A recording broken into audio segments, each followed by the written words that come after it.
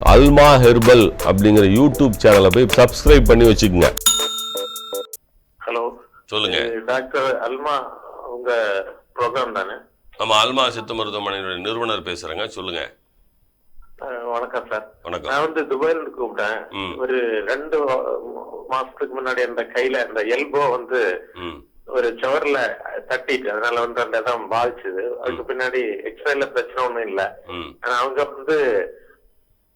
Tennis elbow அப்படின்னு சொல்லி சொன்னாங்க. அதாவது அந்த பகுதியில உள்ள அந்த சதை நாசல் அறுபட்டிருக்கு அப்படின்னு. அதனால இங்க சித்த வைத்தியம் கிடையாது.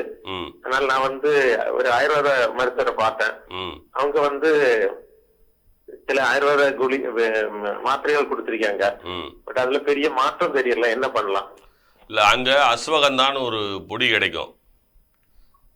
அஸ்வகந்தா அஸ்வகந்தா அஸ்வகந்தா. ஆமா, அது அங்க கிடைக்கும். அந்த ஆயுர்வேத டாக்டர்கிட்டே கேளுங்க. என்ன தமிழ்ல அமுக்குரான்னு சொல்லுவாங்க, அமுக்குரா பொடின்னு சொல்லுவாங்க. ஆமா, அமுக்குரா சூர்ணம். ஆமா, அந்த அமுக்குரா சூர்ணத்து வெறும் அமுக்குரா பவுடர் மட்டும். அமுக்குரா சூர்ணத்துல இன்னும் கொஞ்சம் நிறைய பொருள் போடுவோம்.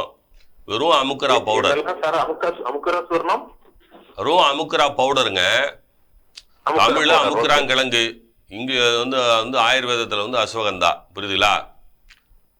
ஆமா, அந்த பவுடரை வாங்கி முட்டை வெள்ளை கருவுல கலந்து, நீங்க அந்த மசில் ப்ராப்ளம் இருக்குன்னு சொன்னீங்க இல்லையா, பாதிக்க அந்த இடத்துல 10 போட்டுட்டு வாங்க.